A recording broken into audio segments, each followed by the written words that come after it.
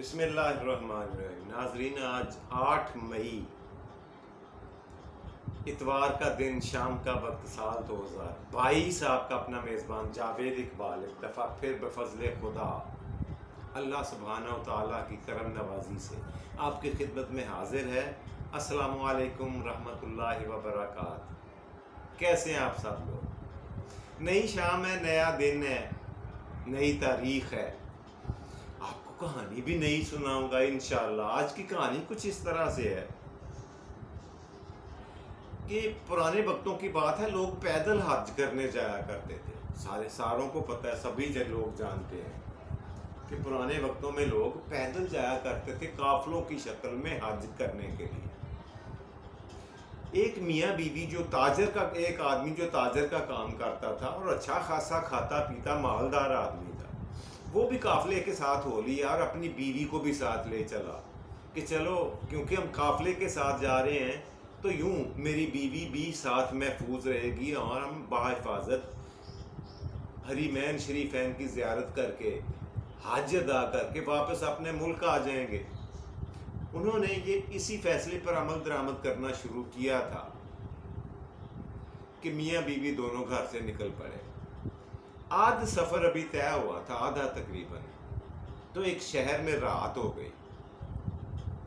قافلے والوں نے کہا کہ تاجر بھائی، بات یہ ہے کہ آپ امیر آدمی ہو، لیکن آپ نے ایک بہت بڑی غلطی کی ہے۔ آپ کی بیوی کے گلے میں جو ہار ہے وہ بہت قیمتی ہے اور اس سے آگے کا جو سفر ہے وہ بہت خطرناک ہے۔ وہ چوروں ڈاکوؤں سے بھرا پڑا ہے، وہاں سے اس طرح کی چیزیں لے کر گزرنا کسی حماقت اور بے وقوفی سے کم نہ ہوگا۔ اس سے بہتر ہے کہ یا تو اس ہار کو بیچ کر یا کسی کے پاس رقم جمع کرا دو، یا پھر یہ ہار امانتاً کسی کے پاس رکھوا دو۔ اب تاجر نے کہا بات تو آپ کی ٹھیک ہے، سمجھ میں آ گئی ہے مجھے ساری کی ساری، پر مسئلہ یہ ہے کہ اتنے میرا کوئی واقف نہیں ہے، کس کے پاس یہ امانتاً رکھاں؟ ایسا ہے کون شہر میں جو امانتیں رکھتا ہو؟ انہوں نے 2-4 بندوں سے پوچھا تو سب نے کہا کہ جی وہ فلاں جو سونار ہے، گولڈ سمتھ، جو سونے کا کام کرتا ہے، کاروبار، ہار بناتا اور بیچتا ہے، قیمتی ہاروں کی پہچان بھی ہے اسے، اور اس کے پاس لاکر بھی ہے، بڑے قیمتی ہار زیورات وہ سنبھال کر رکھ سکتا ہے، امین اور دیانتدار آدمی ہے، اور تمام شہر میں اس کی جو ریپوٹیشن ہے وہ بہت اچھی ہے۔ اس کا جو رویہ ہے، اس کی جو دکھاوا ہے، اس کی جو یعنی یوں کہیں کہ لوگوں کی رائے ہے جو اس کے بارے میں بہت ہی خوبصورت ہے۔ آپ بے فکر ہو کر اس کے پاس جائیں، اپنا ہار رکھیں اور واپسی پر آپ اس سے اپنا ہار لے لینا۔ سب نے اس کی گواہی دی۔ لو جی، تاجر جو تھا چلتے چلتے پوچھتے پوچھاتے اس سونار کی دکان پر پہنچا اور اسے اپنا سارا بپتا سنائی، اپنا سارا ماجرا سنایا، اور اس سونار سے یہ کہا کہ اگر آپ یہ میرا ہار میری واپسی تک اپنے پاس امانتاً اپنے پاس محفوظ رکھ لیں تو میں اس کے بدلے میں آپ کو 100 اشرفی اس کے افزانے کے طور پر، آپ کی اجرت کے طور پر، آپ کی خدمات کے صلے میں آپ کو دوں گا۔ اچھا، بادشاہ سلام، وہ تاجر جو تھا وہ اپنا ہار سونار کے پاس اس نے رکھا، سونار نے قبول کر لیا۔ اس نے کہا آپ بے فکر ہو کر جائیں، میرے پاس تو ویسے بھی لوگ امانتیں رکھ کے جاتے ہیں، اور خاص طور پر آپ جیسے نیک دل اور مشہور زمانہ اور امیر لوگ۔ اب اس کی چاپلوسی کرنے لگا نا، وہ تو اپنی امانتیں بے فکری کے ساتھ میرے پاس رکھتے ہیں اور چلے جاتے ہیں، اور کئی مہینوں کے بعد آگے وصول کرتے ہیں۔ لو جی، اس کو دلی اطمینان ہوا تاجر کو، اور وہ بے فکر ہو کر آگے کا سفر اس نے جاری رکھا۔ کئی مہینوں کے سفر کے بعد وہ جب حرمین شریفین پہنچے، بیت اللہ کی زیارت کی، مکہ مدینہ دونوں معزز اور متبرک جگہوں کی زیارت کی، اور آرام اور سکون کے ساتھ قافلے کے ساتھ کئی مہینوں کے بعد واپس آیا۔ اب سنار کو پتہ چل چکا تھا، کیا وہ موتیوں سے واقف تھا، وہ قیمت سے جانتا تھا کہ اس موتی کی کیا قیمت ہے۔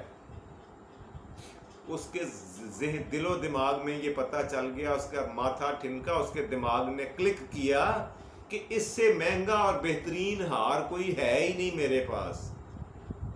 یہ ہار اگر میں بادشاہ سلامت کی خدمت میں، جو ملک کا بادشاہ ہے، اس کے دربار میں لے جاؤں بیچنے کے لیے تو 10,000 درہم کے ریال کے عوض بک جائے گا۔ اتنی بڑی رقم میرے ہاتھ لگ سکتی ہے۔ لو جی، تو جو امین تھے، جو دیانتدار سے تھے سنار صاحب، ان کا اندر والا ہل گیا، ان کا ارادہ جو تھا وہ متزلزل ہو گیا۔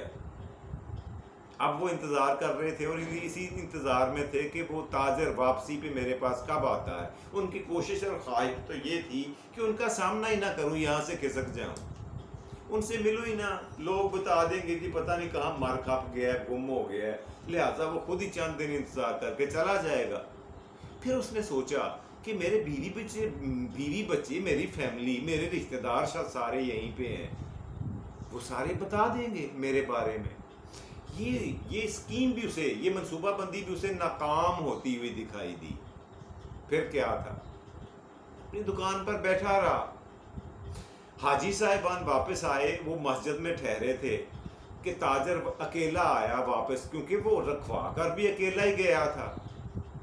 اس نے آ کر سنار سے کہا، آپ نے میرا ہار واپس کیجیے اور اپنی اجرت لے لیں۔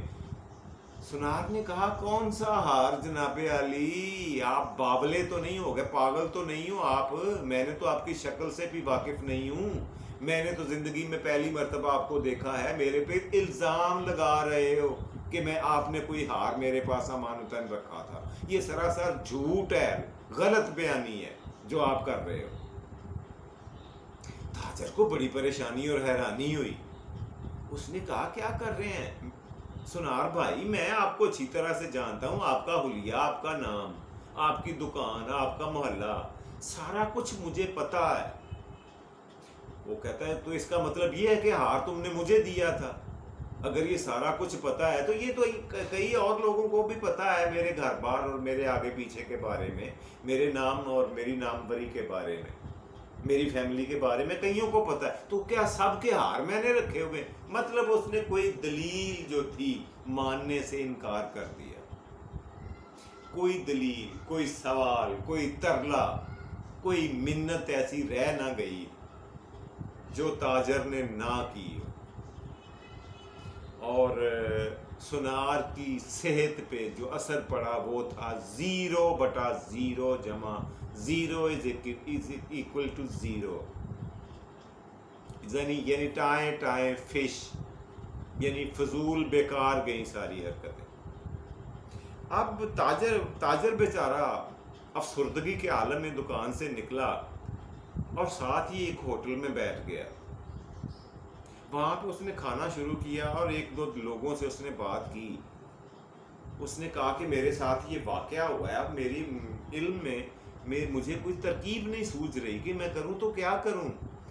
وہاں پر موجود سارے محلے داروں نے کہا کہ نہیں، وہ سنار تو بہت دیانتدار اور امانت دار آدمی ہے، اس کی محلے میں جس سے مرضی آپ گواہی لے لیں، شہادت لے لیں، اس سے زیادہ نیکوکار آدمی تو اس محلے میں کوئی نہیں ہے۔ آپ اس کے اوپر اتنا بڑا الزام لگا کر واقعی بہتان تراشی کر رہے ہو، یہ زیادتی ہے، ظلم ہے آپ جو کر رہے ہو۔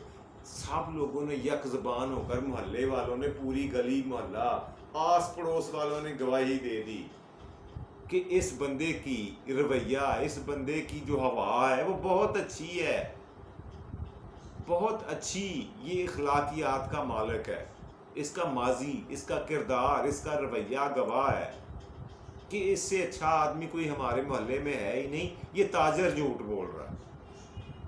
اب کیا تھا، وہ تاجر باہر نکلا اور چلتے چلتے اس نے کہا کہ یار یہ دارالحکومت ہے، میں کیوں نہ وقت کے بادشاہ کے پاس جاؤں۔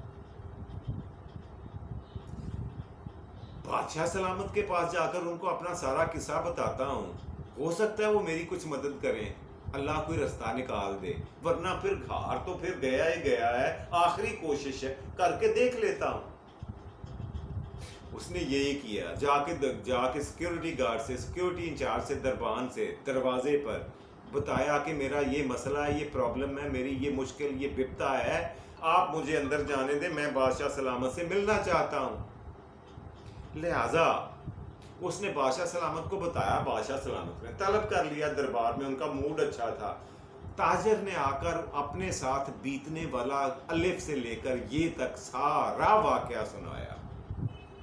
बादशाह सलामत ने गौर के साथ उनकी बात सुनी और उसने कहा कि वो जिस सुनार की आप बात कर रहे हो वो वाकई नेकोकार है, इसमें कोई शक नहीं है, लेकिन मुझे भी तजर्बा है, मैंने भी दुनिया देखी है, रोज़ लोगों के केस सुनता हूँ, मुझे तुम्हारी बातों से सच्चाई की खुशबू आ रही है। चलो मैं तुम्हें हल बताता हूँ, अब एक चाल खेलते हैं, अगर वो कामयाब रही तो वेल एंड गुड, अगर नहीं तो फिर हार तो गया ही गया।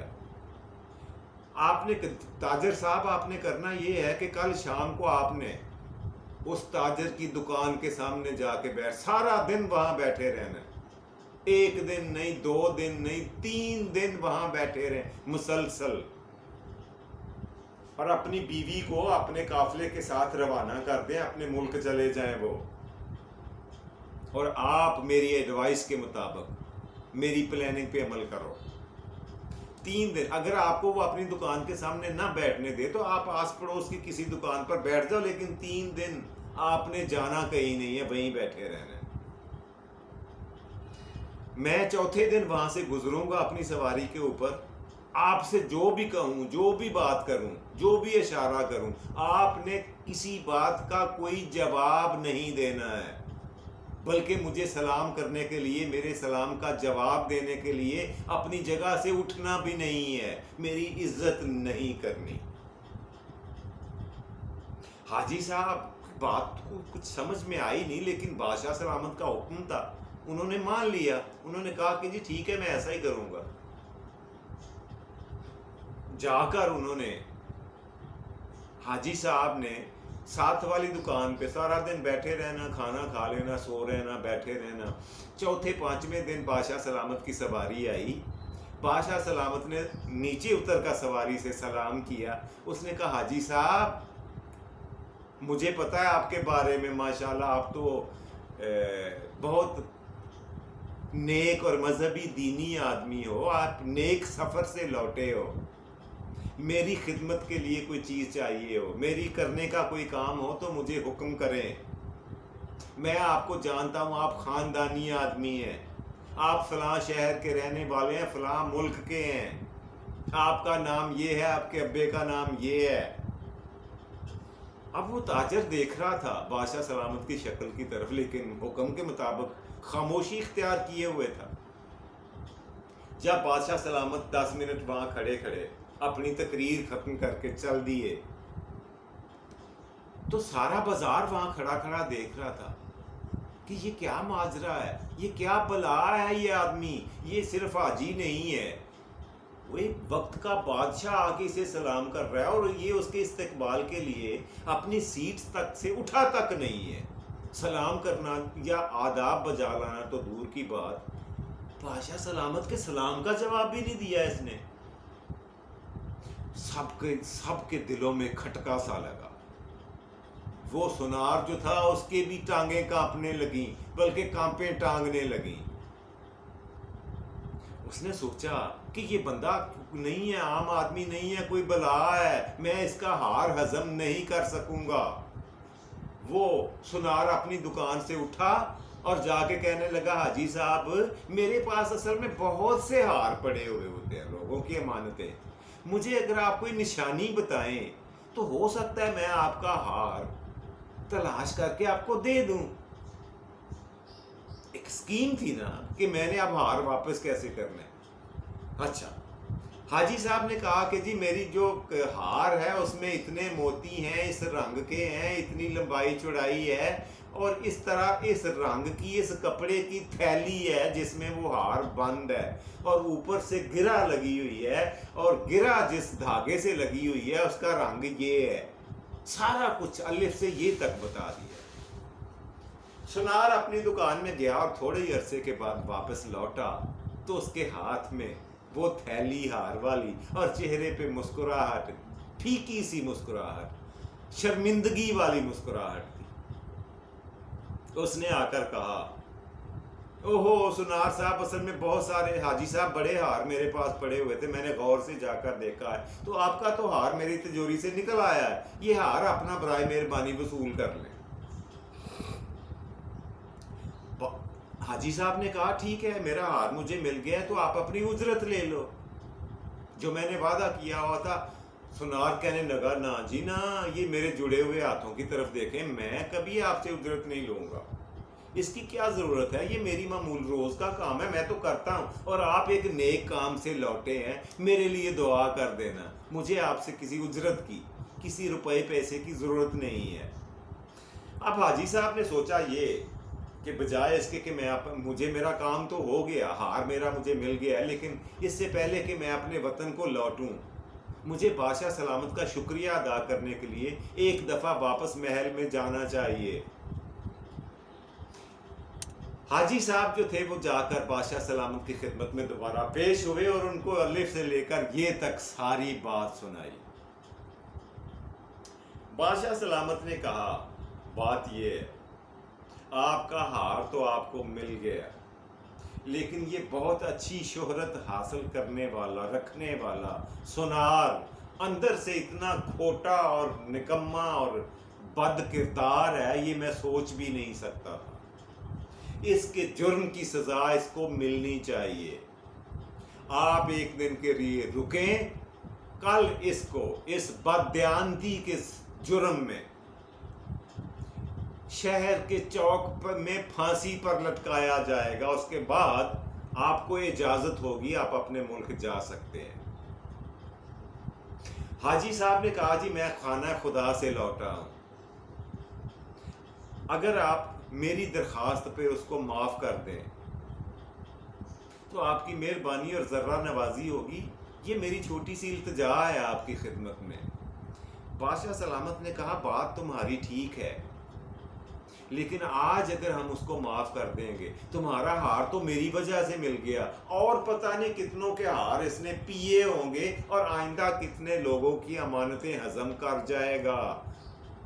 یہ خدشہ ہے جو مجھے چین نہیں لینے دے رہا، اس وجہ سے میں اس بندے کو سزا سے ضرور نوازنا چاہ رہا ہوں۔ اب حاجی صاحب کو خاموش ہونا پڑا۔ کیا تھا، اگلے ہی دن بادشاہ سلامت نے اسے دربار میں بلایا اور اس سے سارے سوال و جواب کیے کہ یہ ہار تمہیں دے کے گئے تھے؟ اس نے کہا، جی بادشاہ سلامت۔ تم نے انکار کیا تھا؟ جی بادشاہ سلامت۔ کیسے مکرتا؟ ساری باتوں پہ یس سر کہتا گیا، یس سر، جی سر، جی حضوری، اور معافی مانگتا گیا۔ انہوں نے کہا کہ اس جرم کی آپ کو معافی دی جا سکتی ہے، بادشاہ سلامت نے کہا، مگر اس سے پہلے کتنوں کو لوٹا ہوگا تم نے، اور آئندہ کتنوں کو لوٹ لو گے، اس جرم کی معافی یا اجازت آپ کو نہیں دی جا سکتی، لہٰذا آپ کو سر عام سزائے موت کا حکم دیا جاتا۔